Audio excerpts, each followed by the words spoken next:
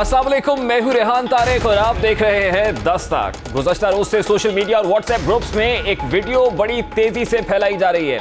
अगर इस वीडियो में कोई सियासी किरदार मौजूद ना होता और किसी सियासी पहलू का जिक्र ना किया जाता तो शायद हम कभी भी अखलाक से गिरी इस गलीज वीडियो और घिनौनी हरकत का जिक्र अपने प्रोग्राम में हरगिज़ ना करते, मगर दो वजूहात की बिना पर यह मामला अहमियत इख्तियार कर गया है। पहली वजह यह है कि ज़ेरे बहस वीडियो का ताल्लुक मोहम्मद जुबैर नामी किसी आम शख्स से नहीं है, बल्कि पाकिस्तान मुस्लिम लीग नून के मरकजी रहनुमा और लीगी कायद मियां मोहम्मद नवाज शरीफ के तर्जुमान साबिक गवर्नर सिंध मोहम्मद जुबैर से है। दूसरी आम वजह यह है कि इस तरह की वीडियोस जारी होने का ये कोई पहला वाकया नहीं है, बल्कि इससे कबल एहतसाब अदालत के जज मरहूम justice Arshad Malik, chairman NAB justice retired Javed Iqbal, मुतादिद ब्यूरोक्रेट्स, अहम शख्सियात और सहाफ़ियों की वीडियोस जारी हो चुकी हैं। इन वीडियोस के वायरल होने के बाद दर्जनों सवालात सर उठाते हैं। सवाल होता है कि ये वीडियोस असली हैं या जाली, ये वीडियोस लीक होती हैं या रिलीज की जाती हैं, ये वीडियोस आखिर कौन जारी करता है, बंद कमरों में कैमरे कौन लगाता है, क्या वीडियोस किसी की जात को ठेस पहुंचाने के लिए जारी की जाती हैं या इन वीडियोस के पीछे सियासी मकासद कार फरमा होते हैं। हर वाक़े के बाद सवालात तो होते हैं, मगर ये सवालात महज सवालात ही रहते हैं, क्योंकि ना तो इनके जवाब तलाश किए जाते हैं और ना ही कोई सबूत आवाम के सामने लाए जाते हैं। हालिया वीडियो के हवाला नुमा मुस्लिम लीग नून मोहम्मद जुबैर ने एक ट्वीट की और इसे जाली करार दे दिया, जबकि राना सनाउल्लाह ने वीडियो की असलियत पर सवालात उठा दिए। वो सामने आके वो कहें कि जी ये जो है ये वीडियो है और ये इसका फर्ज़े करवाएं और उसके बाद जो है ठीक है, और फिर हम भी देखेंगे, पार्टी भी देखेगी और उसके जो भी लीगल कॉन्सिक्वेंस हुए। लेकिन इस तरह से सिवाय किसी को एम्बैरस करना, वो आदमी अपनी सफाई देता रहे, दूसरी तरफ से प्रोपेगेंडा होता रहे।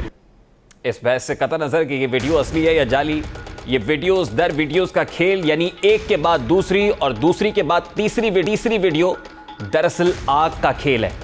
जो फैल गई तो इसके शोले बहुत दूर तक जाएंगे और बिलाखिर शायद आग लगाने वाले भी इसकी लपेट से बच ना सकें। प्रोग्राम में आगे बढ़ते हैं। मुस्लिम लीग नून में एक बार फिर बयानी की जंग है कि शिद्दत इख्तियार करती जा रही है। दो बयानी और दो महाजी जंग के बाद अब तीसरे बयानी पर बात हो रही है, यानी एक नया महाज खुल रहा है, जिसकी तरफ इशारा आज वफाकी वजीर दाखिला शेख रशीद अहमद ने अपनी मीडिया टॉक में भी किया। इंटीरियर मिनिस्टर क्या कह रहे थे, जरा उसकी एक झलक आपके सामने रखता है। शहबाज शरीफ कहते हैं जनाब अली पीटीआई जिंदा दफन हो जाएगी। आप 2 साल के बाद अपने लिए दम दुरूद कराएं, अपने लिए सोचें। विरासत की लड़ाई आपके खानदान में शुरू है। 2 साल पहले कह दिया था नून में से मीन निकलेगी, अब मैं नून में से कुछ और निकलता हुआ भी देख रहा हूं। पहले मेरा ख्याल था 2 ग्रुप होंगे, अब मैं ये पेशन गोई करता हूं, यहां 3 ग्रुप होंगे। गुज़श्ता हफ्ते मुस्लिम लीग नून की नायब सदर मरियम नवाज ने आर्मी चीफ की मुद्दत मुलाजमत में तौसी से मुतालिक पूछे गए सवाल के जवाब में कहा था कि तौसी के फैसले को गुनाह से ताबीर करती हैं और इस गुनाह में वो शामिल नहीं थी। मगर जब यही सवाल पंजाब असम्बली में अपोजिशन लीडर और रहनुमा मुस्लिम लीग नून हमजा शहबाज से पूछा गया तो उनका कहना था कि आर्मी चीफ की मुद्दत मुलाजमत में तौसी का फैसला क़यादत का फैसला था, जो कि कौमी मफाद को सामने रखते हुए किया गया।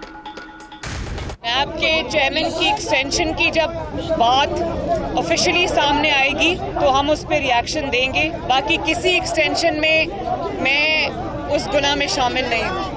आर्मी चीफ की एक्सटेंशन का मामला, इस बारे में कोई अभाम नहीं है। ये फैसला एक्सटेंशन में पार्लियामेंट में वोट देने का मुस्लिम लीग नून की क़यादत का फैसला था और मैं समझता हूँ कि ये दुरुस्त फैसला था। आज नायब सदर मुस्लिम लीग नून मरियम नवाज ने एक बार फिर पार्टी इजलास से खिताब के दौरान वाजे किया है कि उनके खानदान और पार्टी की सरबराही नवाज शरीफ ही करेंगे। इस मौके पर खुद हमजा शहबाज भी उनके साथ ही बैठे हुए थे। मेरा भाई हमजा यहाँ पर बैठा है, मैं हमजा के लिए बहुत दिल से दुआगो हूँ। बहुत अच्छा इंसान है, खुदा खौफी रखता है। हमारी सोच कभी मुख्तलिफ हो सकती है, हम 2 इंसान हैं, पार्टी के अंदर कई नज़रियात होते हैं, कई सोच होती है, मुख्तलिफ तरह की आरा होती हैं, तरीका कार भी मुख्तलिफ हो सकता है। लेकिन मैं ये समझती हूँ कि जिस बात पर हमजा का, नवाज शरीफ साहब का, शहबाज शरीफ साहब का, मेरा सिक्का बंद जिसको कहते हैं कि एक हमारा फैसला है, वो ये है कि हमारे घर का सरबराह भी नवाज शरीफ है, हमारी जमात का सरबराह। मुस्लिम लीग नून के मरकजी रहनुमाओं की जानिब से ऐसे बयानात दिए जाते हैं कि जिसके बाद पार्टी के अहम रहनुमाओं के लिए इन बयानात का दिफा करना मुश्किल हो जाता है। उन्हें समझ नहीं आता है कि कौन सा बयान पार्टी पॉलिसी है और किस बयान से लाताल्लुकी का इजहार किया जाए। पार्टी सदर के बयान को अहमियत दी जाए या पार्टी नायब सदर के बयान की अहमियत ज़्यादा है। किसे खुश रखना है, किसे नाराज़ किया जा सकता है, यानी सिर्फ कन्फ्यूजन तजादात और कशमकश है, जिसका इजहार खुद लीगी क़यादत की जानिब से भी किया जा रहा है। सफों में इत्तेहाद पैदा न कर सके, दराड़े पुर न कर सके, तो जब इंतखाबात आएंगे, इंतखाबात किसी वक्त भी आ सकते हैं। झगड़े वर्करों के नहीं, झगड़े क़यादत के हैं, चाहे वो शहरों में है, तहसीलों में है, यूनियन काउंसिलों में है। अब क़यादत के दरमियान क़यादत की लड़ाई के दौरान अपोजिशन लीडर, कौमी असम्बली और सदर मुस्लिम लीग नून शहबाज शरीफ ने पार्टी कारकुनान को इंतखाबात की तैयारी का पैगाम दिया है। साथ ही उन्होंने इदारों से इंतखाबात के शफाफ इनेकाद का मुतालबा भी किया। कैंटोनमेंट बोर्ड में शफाफ इलेक्शन हुए, हमारा मुतालबा नहीं, हमारा हक है, हमारा फैसला है कि हर सूरत इस कौम को 2023 में शफाफ इलेक्शन मुहैया करने होंगे। इलेक्शन कमीशन को ये हमारा मुतालबा अदालत उज़्मा से भी है, इंतज़ामिया से भी है और मुक़न्नना से भी है और तमाम इदारों से है। अगर अल्लाह ताला को मंजूर हुआ 2023 में नवाज शरीफ की लीडरशिप में पीटीआई को हमेशा के लिए सियासी तौर पर दफन कर देंगे इंशाअल्लाह। इसी मामले पर बात करेंगे। इस वक्त सीनियर सहाफ़ी तजज़ियाकार सलीम साफ़ी साहब ने हमें ज्वाइन किया है। अस्सलाम वालेकुम साफ़ी साहब, बहुत बहुत शुक्रिया आपके वक्त के लिए। साफ़ी साहब, पाकिस्तान मुस्लिम लीग नून में मज़ाहमत या मफामत, दो बयानी, दो महाजी जंग की बात तो होती थी, लेकिन अब तीसरे बयानिए की बात हो रही है। क्या वाकई मुस्लिम लीग नून में कोई तीसरा बयानिया या तीसरा ग्रुप सर उठा रहा है? नहीं, ये जो दो बयानियाँ हैं या जिसको आप दराड़ कह रहे हैं, ये तो पिछले कई सालों से हैं। जब मुस्लिम लीग नून की हुकूमत थी, ये उस वक़्त भी थी, ये उससे पहले भी थी और ये आज भी है और ये मुस्तक़बल में भी रहेगी। लेकिन और मेरे ख़्याल में ये दोनों बयानिए साथ साथ ख़ुद मियां नवाज शरीफ साहब की मर्ज़ी से चल रहे हैं। लेकिन मेरा अपना ख़्याल ये है कि जब तक नवाज शरीफ साहब ज़िंदा हैं, अल्लाह उनको ज़िंदा रखें, तो तब तक जो है शहबाज शरीफ कभी उनको न छोड़ सकते हैं न उनको चैलेंज कर सकते हैं। अलबत्ता अगर खुदा न खास्ता फिर बच्चों की वो आती है तो बच्चों का साथ चलना जो है वो ज़रा मुश्किल होगा।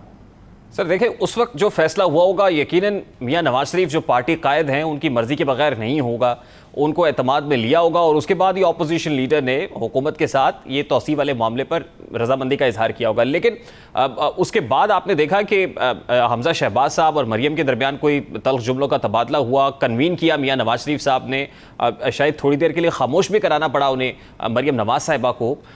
फिर अब ये मामला सर उठा रहा है और उसमें पब्लिकली ये स्टेटमेंट्स ऐसे दिए जा रहे हैं जिनमें तजाद मालूम होता है। तो फिर क्या देख रहे हैं पाकिस्तान मुस्लिम लीग नून? 2023 के इंतखाबात तो आ रहे हैं, मुस्तकबिल क्या देख रहे हैं पाकिस्तान मुस्लिम लीग नून का? नहीं देखें, ये तो मैंने आपसे अर्ज़ किया कि कई सालों से ये बात बिल्कुल ऑब्वियस है, हुकूमत हो या अपोजिशन हो, मियां शहबाज शरीफ खुल के कहते हैं कि कुछ भी हो जाए वो इस्टेब्लिशमेंट के साथ टकराव और तसादुम के हक़ में नहीं है और वो उनके साथ बात बना के आगे बढ़ना चाहते हैं और यही उनके बेटों का भी बयानिया हैं। दूसरी तरफ नवाज शरीफ साहब वो कभी उनके बयानिए को अपना लेते हैं और कभी इनकलाबी बयानिया जो उनको इरफान सिद्दीकी साहब और इस तरह के लोगों ने अजबर कराया है या महमूद खान अचकज़ई साहब की सोहबत ने उनको वो कर दिया, तो कभी वो अपना लेते हैं।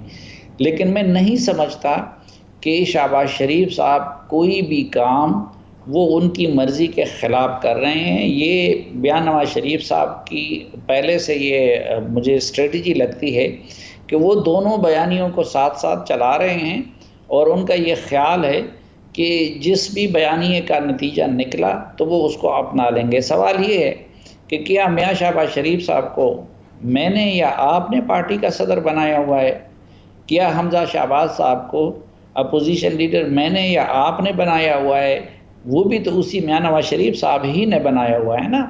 ठीक है, यानी आप ये समझ रहे हैं कि वो गुड कॉप बैड कॉप ही है और ये एक स्ट्रैटेजी का हिस्सा है। गुज़श्ता रोज़ मियां शहबाज शरीफ साहब ने वर्कर्स कन्वेंशन से खिताब किया रावलपिंडी में, और रावलपिंडी में जब खिताब कर रहे थे तो सिलेक्टेड का लफ्ज़ एक बार फिर से उन्होंने इस्तेमाल किया और कहा कि ये सिलेक्टेड हुकूमत है जिनको 2023 में दरियाबुर्द कर देंगे। जब वो सिलेक्टेड कहते हैं, एक तरफ तो उनके अपने साहबजादे एक्सटेंशन वाले मामले को कौमी मफाद में करार देते हैं, क़यादत का फैसला करार देते हैं, फिर सिलेक्टेड कहा जाता है, तो क्या कंफ्यूज्ड हैं शहबाज शरीफ साहब? ख़ासतौर पे अपने वर्कर्स को तो क्लियरली बताना पड़ेगा कि वो किस तरफ साइड लिए हुए हैं। देखिए, एक तो अभी आपने कहा तो आर्मी चीफ के एक्सटेंशन की हिमायत का फ़ैसला वो मियां शहबाज शरीफ ने नहीं किया था और ना वो कर सकते थे। वो फ़ैसला ख़ुद मियां नवाज शरीफ साहब ने किया था और उसके लिए सारी कम्युनिकेशन ख्वाजा आसिफ साहब के ज़रिए हो रही थी, क्योंकि उस वक्त शायद खाकान अब्बासी साहब भी जेल में थे और एहसन इकबाल साहब भी जेल में थे। फिर अगर कोई रिलीफ मिली है तो रिलीफ भी उसके नतीजे में नवाज शरीफ साहब को मिली कि उनको मुल्क से बाहर जाने की इजाज़त वो दे दी गई। तो इसी तरह अगर मैंने आपसे अर्ज़ किया कि शहबाज शरीफ साहब को किसी भी मामले पे अगर नवाज शरीफ साहब ब्रेक सामने रख लें तो शहबाज शरीफ साहब अपने भाई के सामने आज भी सर उठा के बात नहीं करते। ये उनकी एक स्ट्रेटजी है, दोनों बयानियों को वो साथ लेके चलते हैं। लेकिन हम तो एक फरीक का जिक्र करते हैं ना, लेकिन दूसरे फरीक का हम कभी जिक्र नहीं करते। मुस्लिम लीग नून अगर 100% पूरे खुलूस और इस्तिकामत के साथ शहबाज शरीफ साहब के बयानी को अपना लेता तो भी उसका ये हशर ना होता, शायद आज फिर उनकी हुकूमत होती। बहुत बहुत शुक्रिया साफ़ी साहब आपके वक्त के लिए। सीनियर सहाफ़ी तजज़ियाकार सलीम साफ़ी साहब हमारे साथ मौजूद थे। जहां मुस्लिम लीग नून में बयानिए की जंग है, डिस्कशन हो रही है कुछ तीसरे बयानिए की, वहीं आज बरतानवी अदालत से सदर मुस्लिम लीग नून शहबाज शरीफ को बड़ी खुशखबरी मिली है। बरतानवी अदालत ने कौमी असम्बली में कायदे हिज़्ब इख्तिलाफ और मुस्लिम लीग नून के सदर शहबाज शरीफ और उनके ख़ानदान को मनी लॉन्ड्रिंग और मुजरिमाना सरगर्मियों के इल्ज़ामात से बरी कर दिया है। बरतानवी नेशनल क्राइम एजेंसी ने शहबाज शरीफ और उनके बेटे सुलेमान शहबाज शरीफ के मुंजमद बैंक अकाउंट्स की तहकीकाती रिपोर्ट वेस्टमिनिस्टर कोर्ट में जमा कराई। रिपोर्ट के मुताबिक शहबाज शरीफ और उनके खानदान के बैंक अकाउंट्स में मनी लॉन्ड्रिंग, करप्शन और मुजरिमाना सरगर्मी का कोई सबूत सामने नहीं आया। रिपोर्ट में कहा गया है कि 21 माह की तहकीकात में 20 साल के माली मामलात का जायजा लिया गया। बरतानवी एजेंसी ने हुकूमत पाकिस्तान, नैब और एसेट रिकवरी यूनिट की दरखास्त पर तहकीकात शुरू की थी, जबकि तहकीकात के दौरान शहबाज शरीफ और शरीफ खानदान के बरतानिया और मुत्तहिदा अरब अमारात में अकाउंट्स की छानबीन की गई। अदालत ने शहबाज शरीफ और उनके खानदान को मनी लॉन्ड्रिंग और मुजरिमाना सरगर्मियों के इल्जामात से बरी कर दिया और मुंजमद अकाउंट्स भी बहाल करने का हुक्म दिया है। अपोजिशन लीडर शहबाज शरीफ, सुलेमान शहबाज के बैंक अकाउंट्स दिसंबर 2019 में अदालती हुक्म पर मुंजमद किए गए थे। शहबाज शरीफ और सुलेमान शहबाज के बैंक अकाउंट्स को आला दर्जे की तहकीकात से मशरूत किया गया था, जबकि इन अकाउंट्स को पाकिस्तान की बरतानवी जो हुकूमत से करप्शन का पैसा वापस लाने की दरखास्त के बाद मुंजमद किया गया था। ताहम अब वेस्टमिनिस्टर कोर्ट का डिसीजन आ गया है, जिसके बाद इन अकाउंट्स को एक बार फिर बहाल कर दिया गया है और न सिर्फ शहबाज शरीफ बल्कि उनके साहबजादे सुलेमान शहबाज को भी इन इल्जामात से बरी कर दिया गया है। अब ये एक ब्रेक लेंगे, ब्रेक के बाद जब वापस आएंगे तो फिर बात करेंगे कि कौमी खजाने को 11 अरब रुपए का नुकसान कैसे पहुंचाया गया है। इस आम मामले को टेकअप करेंगे इस ब्रेक के बाद हमारे साथ।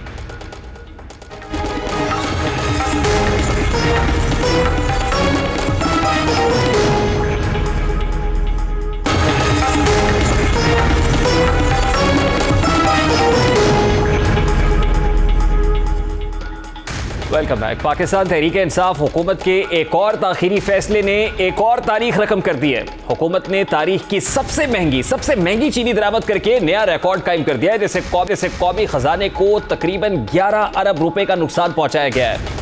वफाकी हुकूमत की जानिब से 109 रुपए 9 पैसे फी किलो के हिसाब से दरामद की गई 18,760 मेट्रिक टन चीनी की खेप पाकिस्तान पहुंच गई है। ये इंपोर्टेड चीनी है। ये चीनी यूटिलिटी स्टोर्स पर 123 रुपए फी किलो में दस्तयाब होगी, जबकि 85 रुपए में फरोख्त हो रही। यानी 123 रुपए वो कॉस्ट है जो यूटिलिटी स्टोर्स को पड़ेगी और 23 रुपए ये सब्सिडी देने के बाद ये चीनी यूटिलिटी स्टोर्स की तरफ से 85 रुपए में फरोख्त की जाएगी।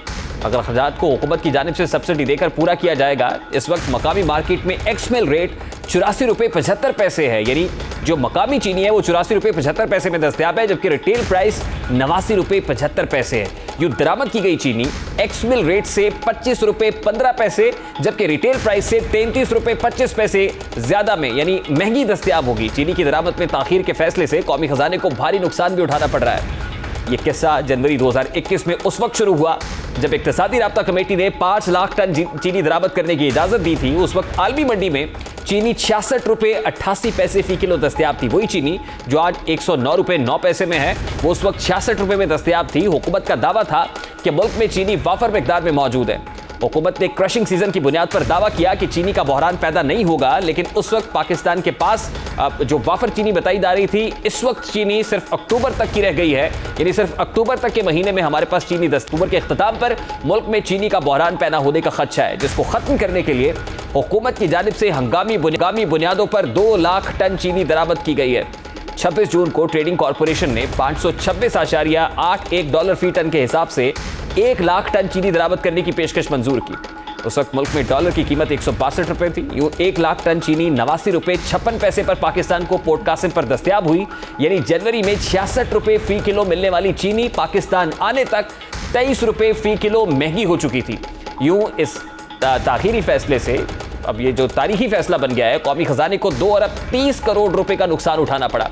अगर उस वक्त ये फैसला कर लिया जाता तो कौम के 2 अरब 30 करोड़ रुपए बचाए जा सकते थे। 19 जुलाई को ट्रेडिंग कॉरपोरेशन ने 2 लाख टन चीनी दरामद करने के लिए टेंडर जारी किया। इस वक्त चीनी का रेट 102 रुपए से 103 रुपए फी किलोग्राम था, लेकिन हुकूमत का दावा था कि ये रेट महंगा है, इसीलिए टेंडर्स मनसूख कर दिए गए। लेकिन अगले ही माह यानी अगस्त में एक और टेंडर जारी किया गया। इस वक्त डॉलर 165 रुपए 96 पैसे था, जबकि टेंडर 637 डॉलर 10 सेंट फी टन मंजूर हुआ। इस तरह पाकिस्तान को चीनी 109 रुपए 9 पैसे में पोर्ट कासिम पर दस्तयाब हुई।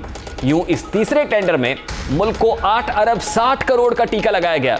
यूं जनवरी में चीनी दरामद न करने के फैसले के बायस कौमी खजाने को मजमूई तौर पर 11 अरब रुपए का टीका लगाया गया है।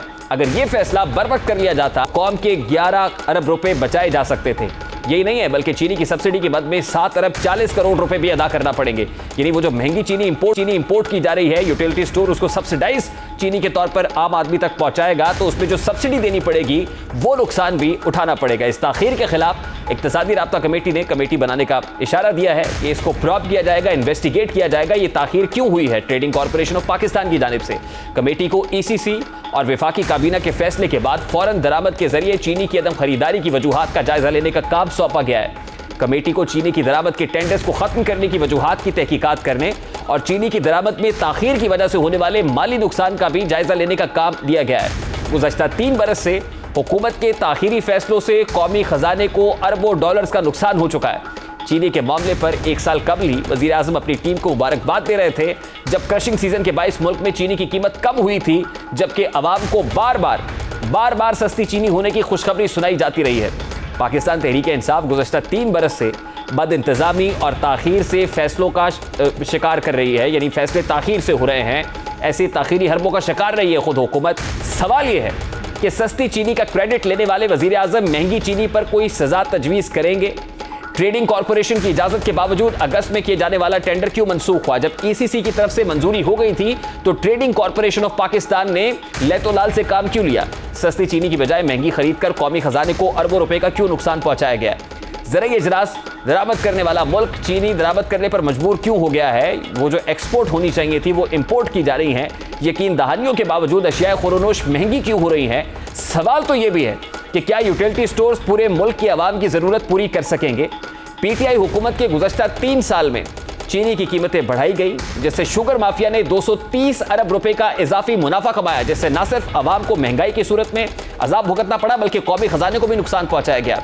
अब हुकूमत अपने गलत और ताखीर से किए जाने वाले फैसलों की वजह से महंगी तरीन चीनी दरामद करके आवाम के लिए महंगाई की सूरत में मुश्किलात क्यों खड़ी कर रही है?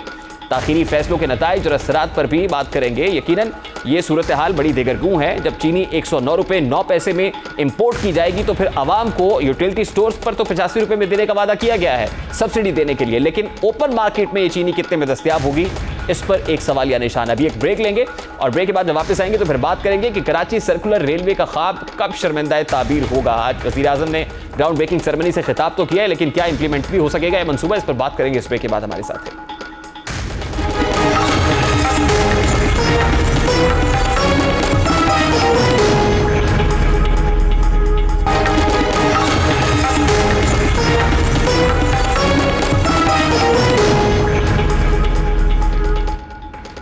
Welcome back. Karachi circular railway का एक बार फिर संगे बुनियाद रख दिया गया है। एक बार फिर शहर कायद के बासियों को एक नया ख्वाब दिखा दिया गया है।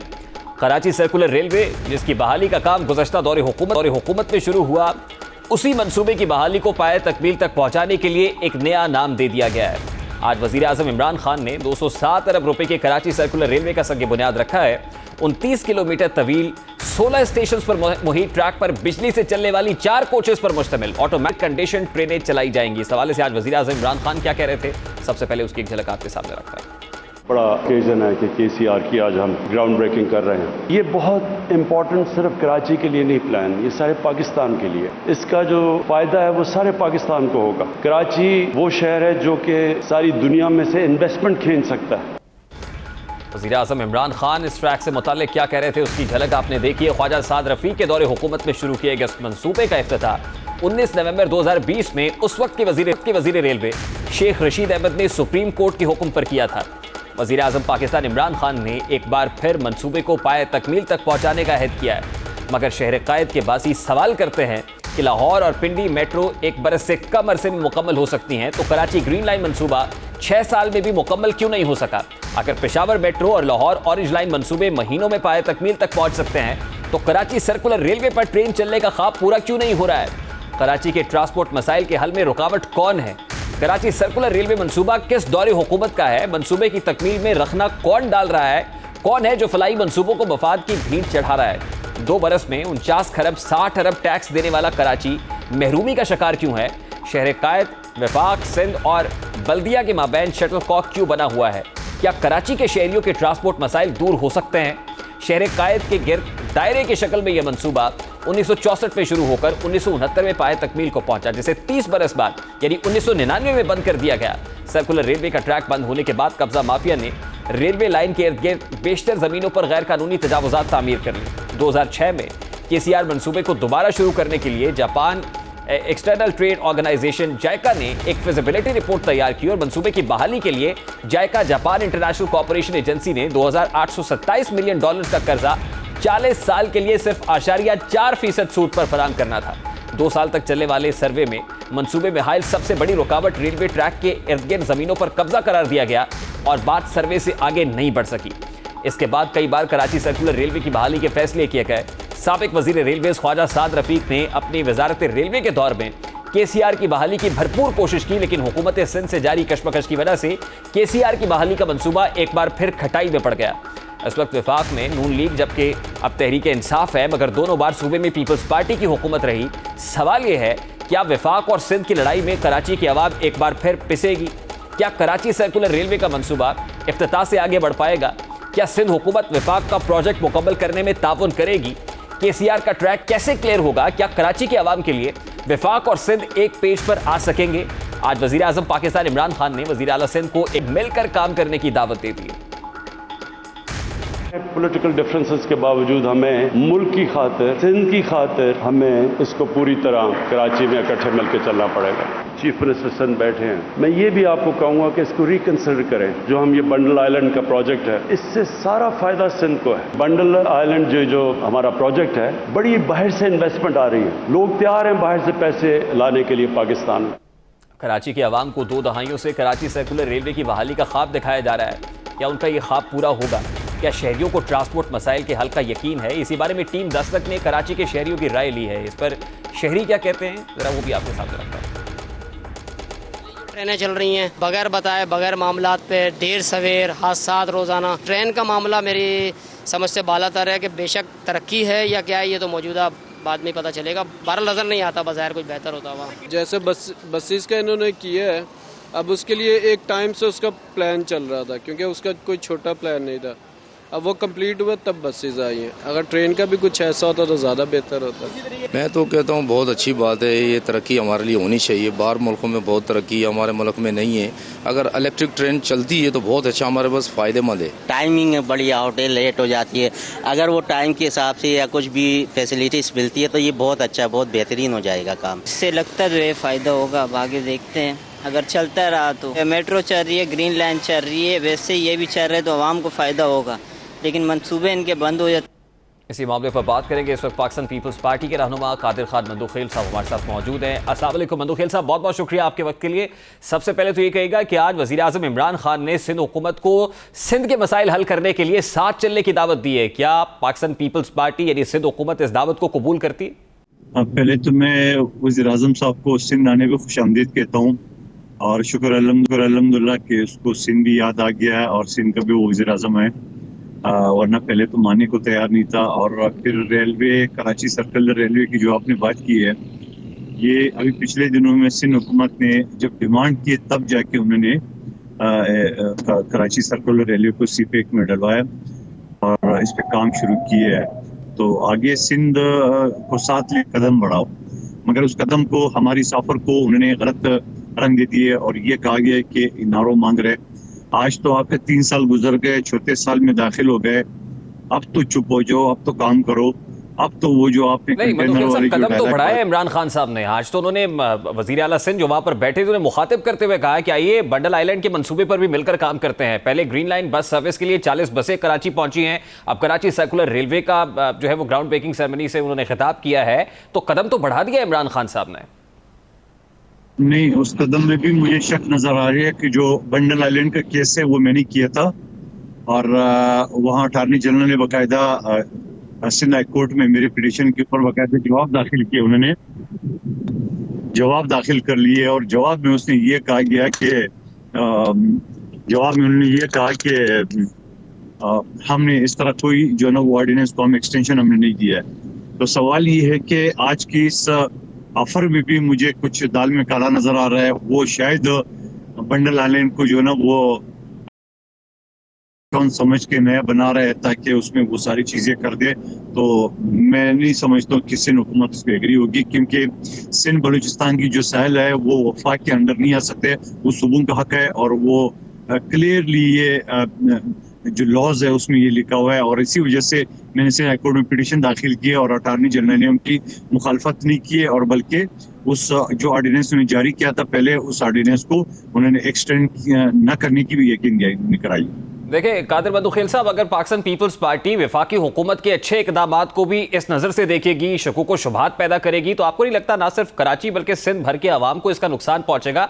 वफाक से जब आप शिकवा करते हैं, वफाकी हुकूमत जब खुद वज़ीर आज़म इमरान खान साहब आकर ये कहें तो इट्स अ गुड मैसेज, ना सिर्फ ये कि कराची के लोगों के लिए बल्कि खुद सिंध के आवाम के लिए। अगर ये सियासत की नज़र हो जाएगा तो आपको याद होगा माजी में ख्वाजा साद रफीक साहब जब वफाकी वज़ीर रेलवेज थे, उन्होंने भी सर्कुलर रेलवे के प्रोजेक्ट को इनिशिएट करने की कोशिश की, नहीं हो सका। तो कहीं ना कहीं सिंध हुकूमत के एंड पर भी तो अदम ताउन है ना। देखिए, पीपल्स पार्टी के मेंबर पार्लियामेंट के साथ साथ मैं रेलवे वर्कर्स यूनियन पाकिस्तान के सरपरस्त आला भी हूँ। तो रेलवे की जो उमूर है, जो रेलवे की जो मामलात है, वो मुझसे ज्यादा शायद कोई पार्लियामेंट का मेंबर जानता हो। और मैं इस तरह से ये भी कहना चाह रहा हूँ, जो रेलवे के मुलाजमीन है उनके पेंशनर जो है ना वो अरबों रुपए के मद में वो बकाया जाता है। जाहिर बात है जब एक शख्स एक रेलवे का मुलाजिम रिटायर हो जाता है तो उसकी जमा पूंजी वही होती है जिसके ऊपर वो आगे कोई कारोबार का या आगे कोई इस तरह सोच लेते हैं। आज वो उनके मद में जो दवाइयों के मद में जो पैसे है वो उनको नहीं मिल रहा है। पेंशनर्स का मामला है, बिल्कुल है, हम उसे अपने प्रोग्राम में उठाते हैं। अद्वियात का मसला है, बिल्कुल है, उसको बिल्कुल उस पर बात करनी चाहिए, वफाकी हुकूमत को तनकीद का निशाना बनाना चाहिए। लेकिन as far as Karachi circular railway is concern तो this is a very positive step from the federal government. और ये माजी में भी हुआ है, माजी की वफाकी हुकूमत में भी लिया, लेकिन सिंध हुकूमत के अदम ताउन की वजह से इस तरह के मंसूबे तकमील को नहीं पहुंच पाते हैं। ये एक अमूमी तासुर है। क्या सिंध हुकूमत इस खदशे को दूर करने के लिए तैयार है इस बार? नहीं, मैं बिल्कुल आपसे इत्तेफाक नहीं करता हूं।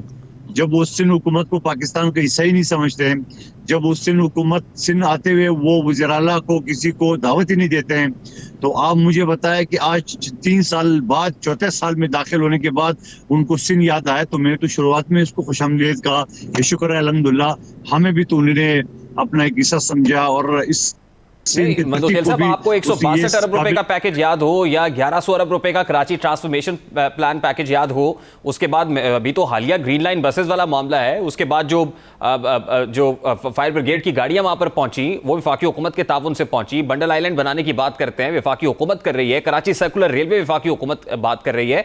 मैं तो सिर्फ ये कह रहा हूं कि सिंध हुकूमत के पार्ट पर काम है कि तजावुजात को हटाया जाए।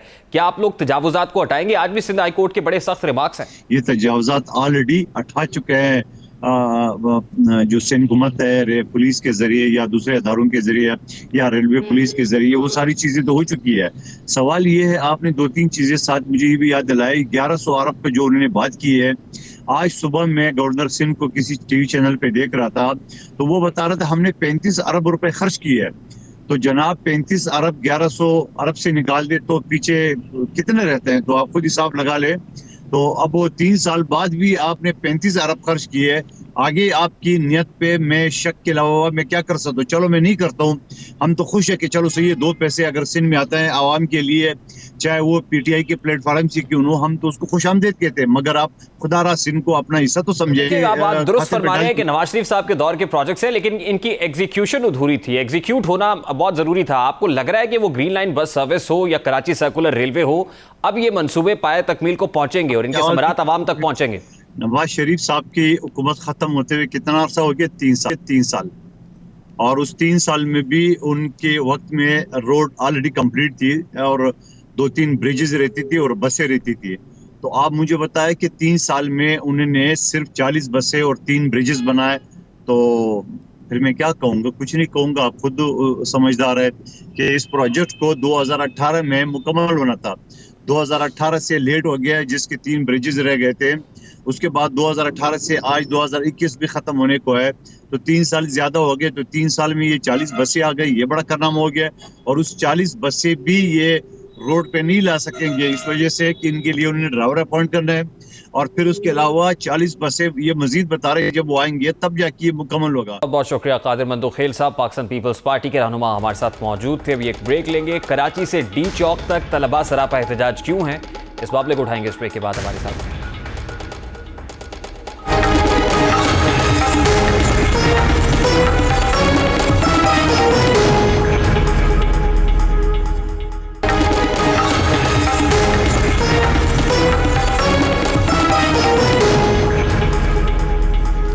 Welcome back. आज मीर रियासत वज़ीर आज़म इस्लामी जमहूरिया पाकिस्तान मोहतरम इमरान खान के दरबार में मेडिकल के लाखों स्टूडेंट्स का मुकदमा लेकर हाजिर हुए हैं। ये तलबा कराची में आपकी आमद पर अपनी शिकायत लेकर हाजिर हुए, मगर शायद आप तक उनकी आवाज़ नहीं पहुंच सकी। मीर रियासत मुस्तकबिल के ये डॉक्टर्स डी चौक पे बैठे आपका रास्ता तक रहे हैं, आपकी राह देख रहे हैं। मीर रियासत पाकिस्तान का ये मुस्तकबिल गवादर और पेशावर में भी बैठा शिकायत लिए आपका मुंतज़िर है, जिन्हें इस निज़ाम से शिकायत हैं जो सरकार की गलतियों का खमियाजा भुगत रहे हैं। मीर रियासत मनसूबा साजों के गलत फैसले ये मासूम तलबा भुगत रहे हैं। अक्टूबर 2019 में सदारती फरमान के जरिए PMDC को तहलील करके इसकी जगह पाकिस्तान मेडिकल कमीशन के नाम से एक नया इदारा बना दिया गया। ऑर्डिनेंस के मुताबिक ये medical and dental council, national medical and dental academic board और national medical authority Pakistan medical commission के मातहत कर दिए गए। इसी सदारती फरमान को 2020 में पार्लियामान ने कानून का दर्जा देकर इसे पाकिस्तान भर के तलबा पर मुसल्लत कर दिया। हैरानकुन तौर पर पार्लियामेंट, अराकीन कौमी असम्बली और सेनेट ने बगैर किसी बहस मुबाहिसे और कौमी असम्बली की मुतल्लिका स्टैंडिंग कमेटी की मुशावरत और राय के बगैर इस बिल को कानून की शक्ल भी दे डाली, ये जाने बगैर कि इस बिल के पाकिस्तानी अवाम और खासकर तलबा पर क्या असरात मुरतब होंगे। तलबा और डॉक्टर्स ने नए इदारे के क़याम और इसके इख्तियारात पर चैलेंज किया, मगर बात ना बन सकी। PMC की इंतजामिया ने कुर्सी संभालते ही मुल्क में MBBS और BDS के दाखिलों के लिए MD कैट के नाम से एंटी टेस्ट मुतारिफ कराया, जिसे पहले MCAT कहा जाता था। नए टेस्ट ने तलबा के मुस्तकबिल पर कई सवालात खड़े कर दिए, क्योंकि इस टेस्ट में कॉलेज में हासिल की गई तालीम के बारे सवाल पूछे जाते हैं। आउट ऑफ कॉन्टेक्स्ट होता है, आउट ऑफ सिलेबस होता है, ना ही कोई कार्बन कॉपी दी जाती है, ना ही इवैल्यूएशन का कोई प्रॉपर मैकेनिज्म देखा जाता है, परखा जाता है। आज उसी PMC के खिलाफ लाखों स्टूडेंट्स मुल्क के तूलो अर्ज में मीर रियासत वज़ीर आज़म इस्लामी जमहूरिया पाकिस्तान आपके दर पर दस्तक दे रहे हैं। हमारा काम दस्तक देना है, दरवाज़ा खुले या ना खुले। प्रोग्राम का वक्त अपने इख्तिताम को पहुंचा, आपसे मुलाकात होगी इंशाअल्लाह कल। अब तक रखिएगा ख्याल। अल्लाह हाफ़िज़।